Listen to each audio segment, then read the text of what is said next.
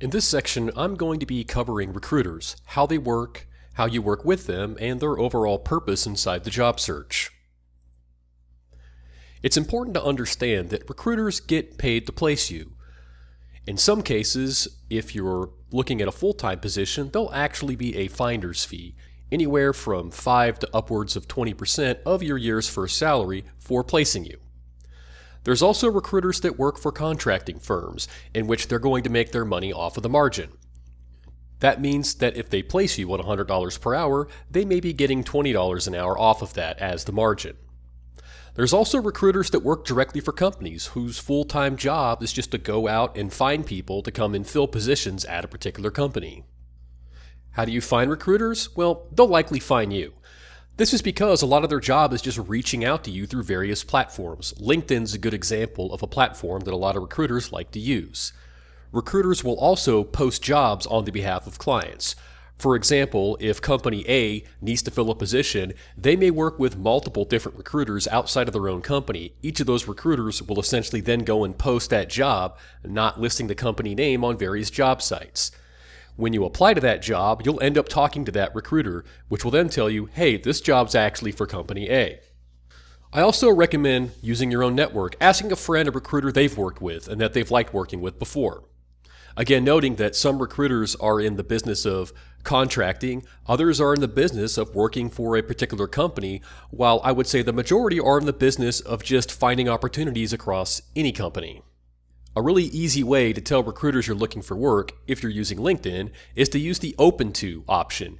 You can actually say, I'm open to new opportunities, but only show recruiters. There's two basic options. Option 1 is telling everyone you're looking for work, and option 2 is telling only recruiters you're open for work. You can do this if you're afraid of your company finding out you're looking for work. When it comes to dealing with recruiters, you need to be upfront about what you're looking for, specifically with money. Remember, time is money, and you're taking up their time and they're taking up yours.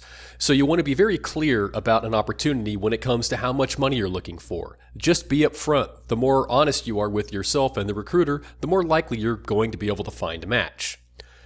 You also want to be really particular on the employment type. Are you looking for full-time? Are you looking for contractor? Are you looking for corp to corp? Or are you accepting a contract to hire?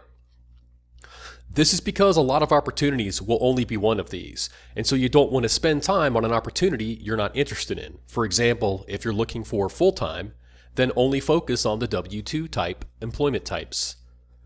Another really important aspect to consider when looking or talking about any job initially is the location. Remote is an option for a lot of jobs, but some jobs will be hybrid, meaning that they want you to come on site some number of days a week or even a month. Other jobs are fully on-site, where some jobs will require you to relocate. You want to be very clear about what you're willing to do. Obviously, the more you're open to, the more opportunity you have. For example, if you're willing to relocate, you're going to have access to a whole lot of opportunities you otherwise wouldn't if you were just working on-site, let's say in the DFW Metroplex in Texas. It's also important when speaking with a recruiter about an opportunity to find out who the opportunity is really for.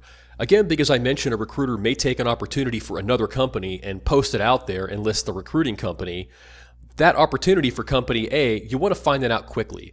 That's because you don't want to duplicate efforts for the same company. In order to do that, you have to know who the opportunity is actually for. Consider that if you're talking with recruiter 1 about an opportunity and it's actually company A, and then you later talk to recruiter 2, you want to make sure you're both not after company A. That would be a waste of everyone's time. If you can't work out these 4 basic rules in your initial conversation with a recruiter, my recommendation would be to move on. You don't want to keep having to rehash the same things over and over again. If you're fixed on money, you're fixed on money. If you're fixed on W-2, you're fixed on W-2. Don't keep rediscussing it. You want to make sure that you're not wasting your own time, but also theirs. And that means being really clear about how you want to engage. If you're talking to more than one recruiter, which you likely will be, you need a system. Consider that recruiters themselves have their own system, and a lot of what I've done is taking some of those things from the lessons I've learned from them and incorporated them into my own system. And it really comes down to being able to manage your own calendar and being able to keep track of all of these different conversations.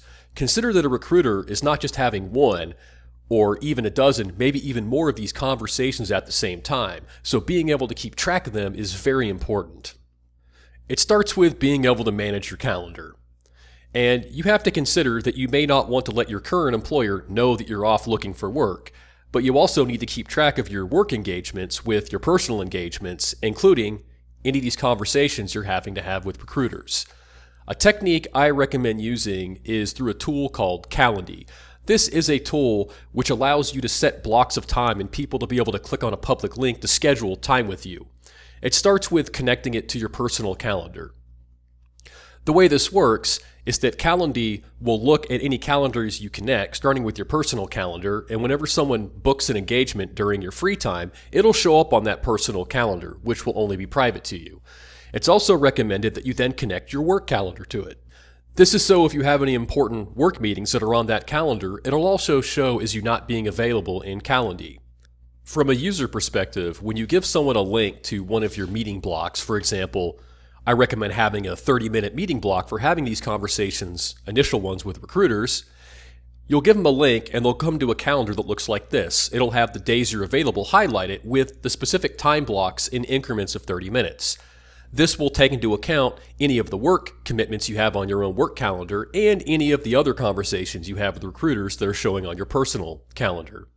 It's also recommended not to overwhelm yourself. Just because you can have conversations every 30 minutes throughout the day doesn't mean you should. Again, if you're trying to work, you're going to have your regular job to carry out as well. So the recommendation here is, one, to make sure that you're scheduling the calls with people on your personal calendar, and then go into your work calendar and just block off that time. You can mark that time as private, no one has to see what it is, but it's a good way to make sure someone's not going to schedule something at work over a conversation you're intending to have.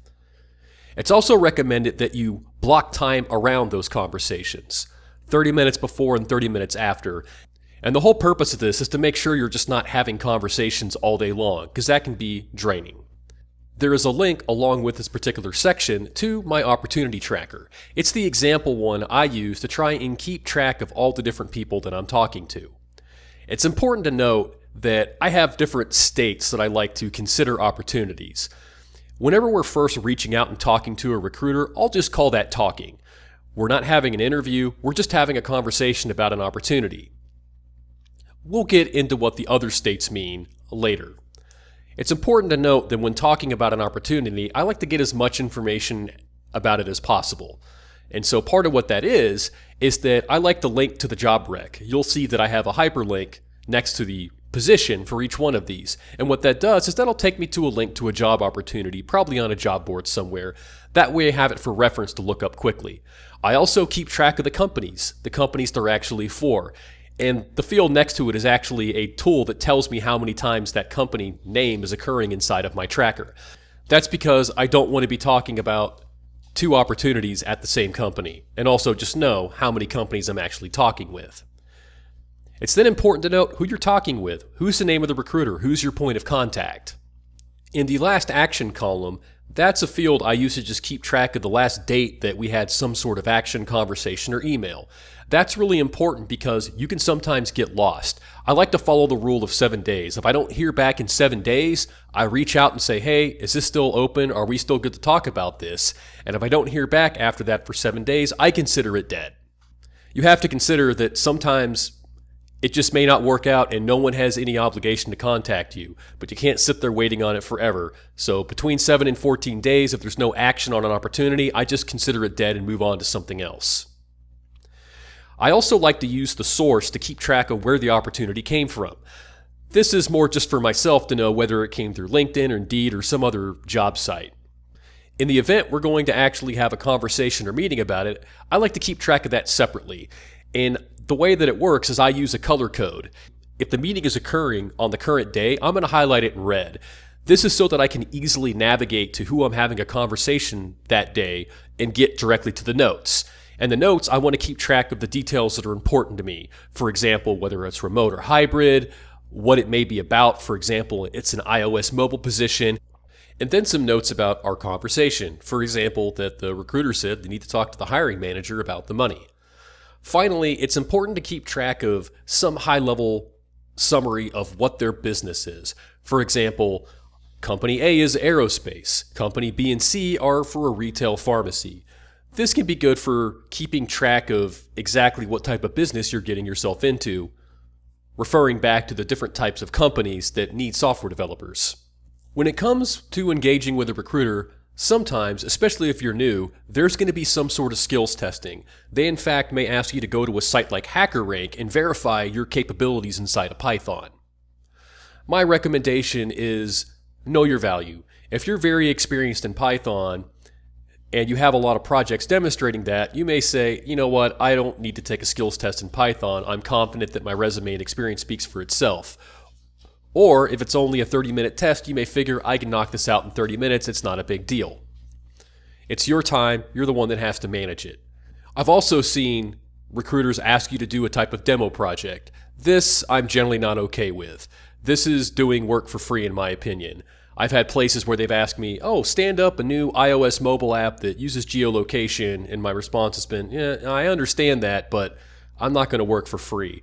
You're again going to have to make a decision about how much time you want to spend, especially considering we're not even talking about doing an interview. We're talking about this pre-screening work to even get the first interview, which may in fact just be a technical screen.